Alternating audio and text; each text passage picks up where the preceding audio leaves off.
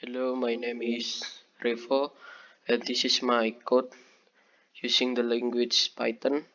This code is about BMI Calculator. BMI is a body mass index, so it measures how healthy or how your body shape is using this calculator. And so this is the code. Let's run it. First, we need to put in our height in meters.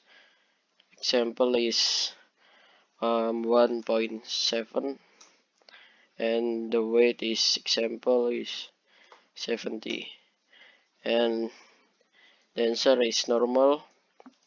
So this is how the measuring works. The weight is divided by the height uh, times the height itself, and if the result is under 18.5, it means the person is underweight, and if the result is between 18.5 and 24.9, the person is normal. If it between 25 and 29.9 overweight, and yeah, this is a simple code, so we know how our body is. Let's try again.